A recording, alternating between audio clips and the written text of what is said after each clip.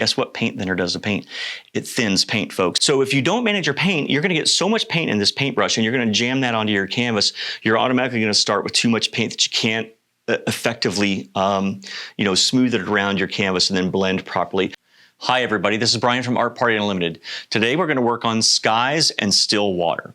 Now, one of the interesting things about skies is this: everything in your painting is related to how your sky goes in. So a lot of people think that it's very simply slapping some blue paint up on the background and getting to putting in the rest of your elements on top of that. And while that all does seem kind of well and good, the reality is, though, that if your sky is too light or too dark, the other elements in your painting won't look correct.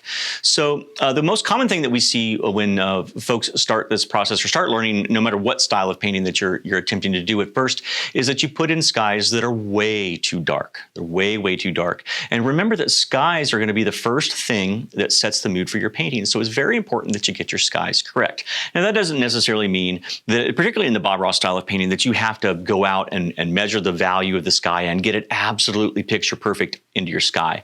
But what it does mean is that you've got to take good care in making sure that you've got the right color on your canvas so that it sets the right mood for the painting. And for instance, what I mean by that specifically is it a dark, stormy sky, or is it a bright, sunny sky that makes you feel really happy? A lot of times we'll see in class that people would just put so much paint on their canvas, really dark blue paint. They'll put a lot of phthalo blue or a lot of Prussian blue on their canvas. And so what we'll find is on a bright, sunny sky painting that Bob did, theirs starts out as a very deep, stormy sky. And then you get frustrated. So take a step back. I'm going to show you how to do this. Take a deep breath, relax a little minute, and then think about what you put on your canvas before you put it on there. So I know Bob did this all in a hurry. So everything that you're going to learn in this entire course, we realized that Bob was in a hurry. He only had 27 minutes to complete those paintings. And you also have to consider that you are probably not where Bob was along in his painting journey. That guy claims that he had painted at least 10,000 paintings before he started that series. And I fully believe him. And by the time of completion later on in the series, he said that he had painted upwards of 40,000 paintings. Totally believable. Okay, artists, they paint, every day. Professional artists paint most days, if not every day. Okay, and so Bob was among those. So let's get going. Let's just get right to it. We're not even going to break. We're just going to get out the big brushes and we're just going to go right to putting in the sky, because we're going to try to simplify this for you just a little bit. And it boils down to the same thing that we taught you in the earlier video on applying your liquid white. It's managing the amount of paint that you get on that canvas and then blending properly and also keeping a clean brush. So I'm going to show you how to do all of those things. We're just going to move right along to it. So over here on the palette, I have a little bit of phthalo blue. Now you can use Prussian blue if you like.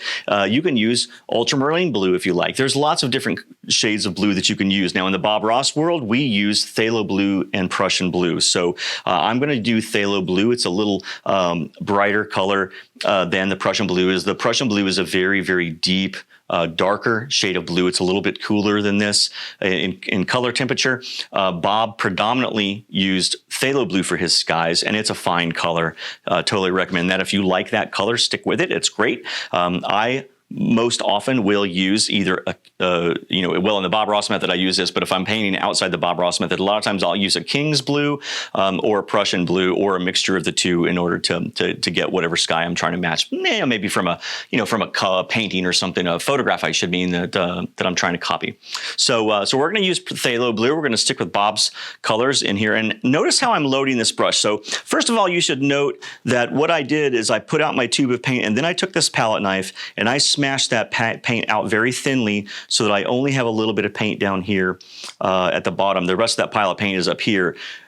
I caution you against getting this big old paintbrush into this big pile of paint. Work down here in this thin. And that's one of the things I was talking about managing your paint. So if you don't manage your paint, you're going to get so much paint in this paintbrush and you're going to jam that onto your canvas. You're automatically going to start with too much paint that you can't effectively, smooth it around your canvas and then blend properly. I should also note too, in case I haven't, because I don't remember what I just said a minute ago, that I've already prepped my canvas with liquid white that we showed you in a previous video. So this is completely coated in liquid white, very, very thin layer of liquid white.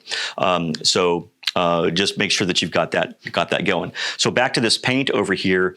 I've got this little thin area of paint, and look, if you can see this, I know that it's a little difficult to see in this particular camera shot, but I've got a very, very, very thin area of paint down here. I can actually see through it down to my glass palette.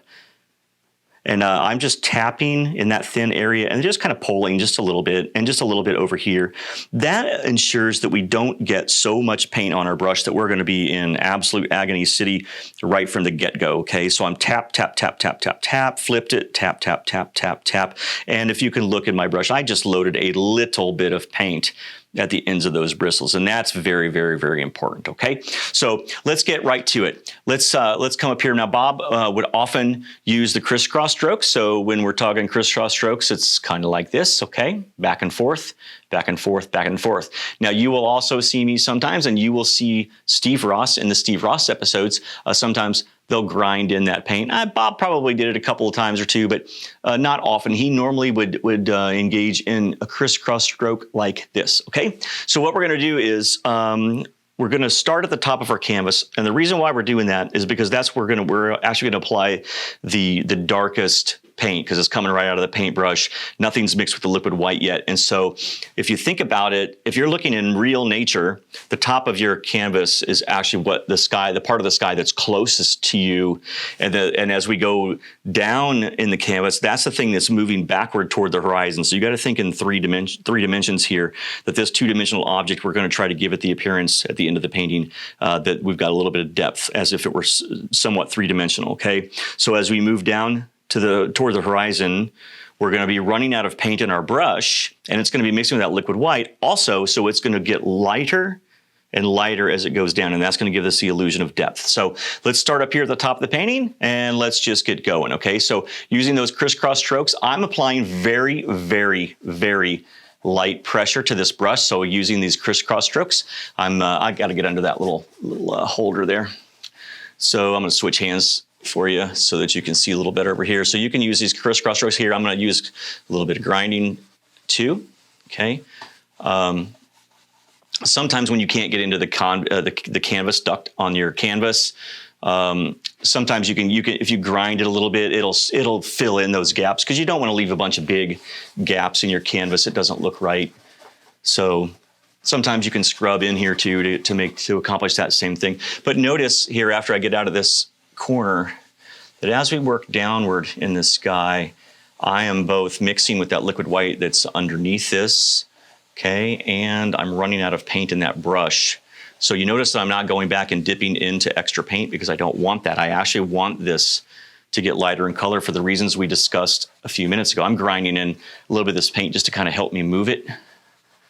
Okay, I don't want a lot of paint. Now, I don't know how well you can see it on the camera, but this sky is not super, super, super dark, okay? It's light. Let's make this a bright, sunny day painting, just as a good example. We'll make this a bright day with pretty clear skies. We'll put a couple of happy little clouds in there. I'll show you how to do those in the next segment here after we get this sky. And while we're at it, I know that this is not the water episode, so we're not doing the waterfalls and moving water of any kind in this particular episode. But let me show you, just because Bob usually applied his water if he was going to have a lake or a pond in the front, let me just kind of show you now, while we're here, how he laid in that water.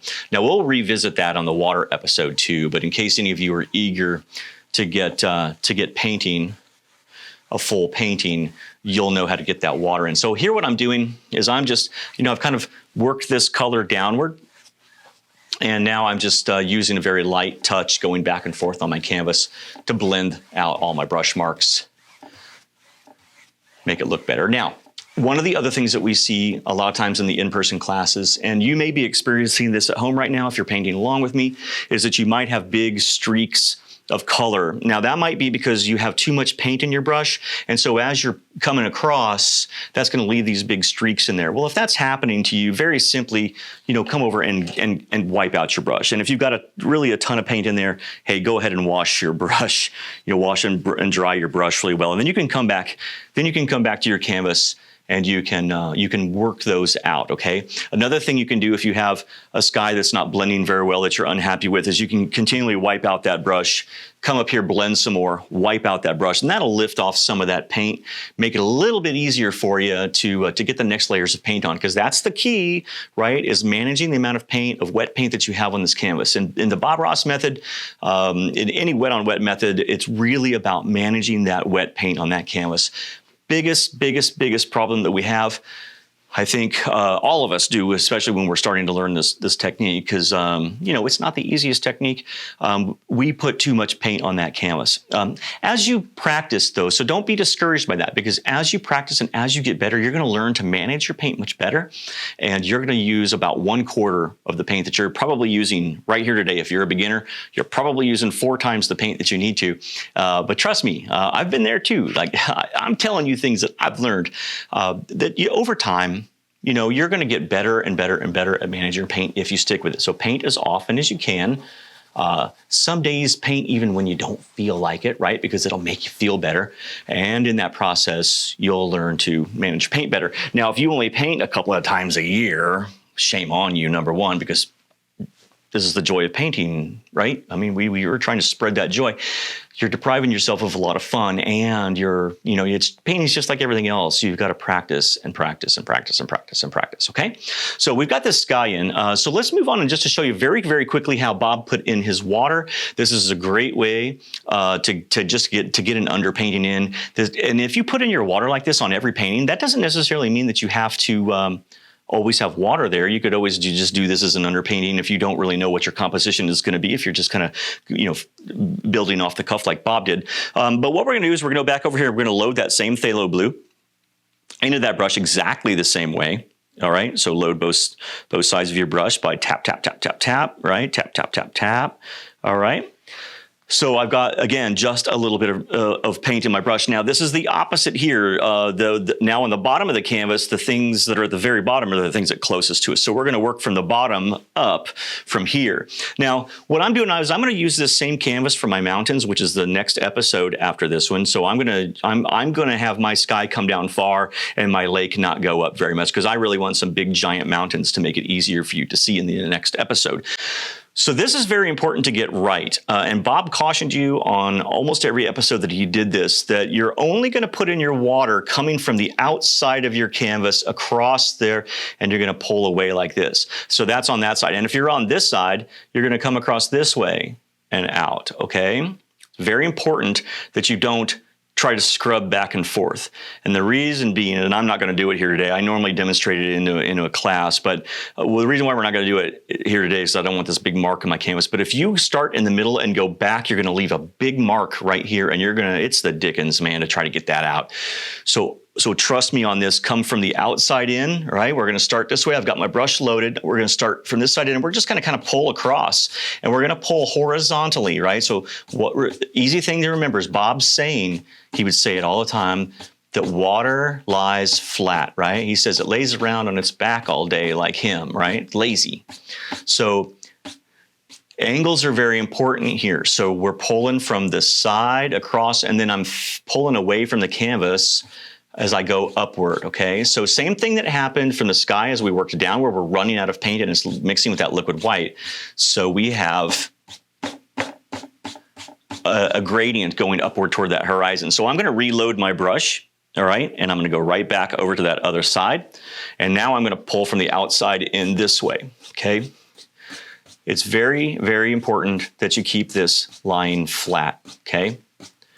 All right, so if you can see in the camera, you may be able to see this in the camera. I have 2 things in here that are holding my canvas in place. I'm going to lift those off after we finish the video and just kind of fill those in, because there's a couple of voids right there, but you may not have that issue, okay? So over here, what I'm doing is I'm coming across and away from the canvas over this way, and in the middle here, I'm leaving a little area where the sun might be hitting and shimmying against the water, so we have a light reflection in that water, okay? So that's what we're going to do there. Now I'm going to wipe off this brush so I can take out kind of the excess paint. It's not really absolutely necessary for you to wash your brush in this particular step. If you want to, if you've got a lot of paint in there, by all means, keep your brushes as clean as possible. But what you don't want to do is you don't want to put a bunch of paint thinner back up here. So if you're washing your brushes in paint thinner, and if you happen to have a spare brush, let this one dry while you're doing this one, or at least make sure you really dry that brush afterward, because that's one of the other things that we see in class is that people like to put a brush coated in paint thinner back up on their canvas, and guess what paint thinner does to paint, right? Guess what paint thinner does to paint? It thins paint, folks. And so if you're thinning paint on your canvas, that's going to spell trouble for you in this technique, okay? So what I'm going to do now is just very simply blend back and forth. Very, very lightly, because I don't want to pull a bunch of paint over into the light reflection, but I also don't want this light reflection to be pure white. So if we can give it a little bit of color by just gently coming across, and this is an easy way to do it. If you don't know, if you don't have a light touch, think about this. We're going to use the sides of the bristles of our brush, so you can rotate your brush mostly flat to the canvas, okay? And then you can just very gently pull to the side. You don't have to go back and forth, but you can if you like. You pull some this way too. Right? Just rotate that brush. That's an easy way to do it. Bob had a super light touch. You'll see him on the episode do like this. You'll see me do this in class a lot of times too. I'll just sit here and do this just because over the years I've developed a pretty light touch. Okay, so that's how you get your background sky in and your still water. So I hope that that's been very educational for you. When we come back in just a moment, we're going to start working on our clouds. I'm going to show you a couple of different ways to do some clouds, and just I hope that it's really going to make your painting life better, because this is where things start to get exciting. If you get your sky correct, if you can just get it so that you're really happy with that sky, then you're golden. Here's a little tip for you. If you hate your sky the moment you put it in, then you've done something wrong, right? So you've got to you can wipe off your canvas, with a paper towel to lighten that sky, and then just reblend it. Start to remove some of that paint, and then just go back and blend it, okay? You can make the sky, even if you've had errors on your sky, you can come back and you can usually with oil paint, you can pretty much fix almost anything that goes wrong that makes you unhappy, okay? So we'll be back in just a moment and we'll show you how to do some clouds.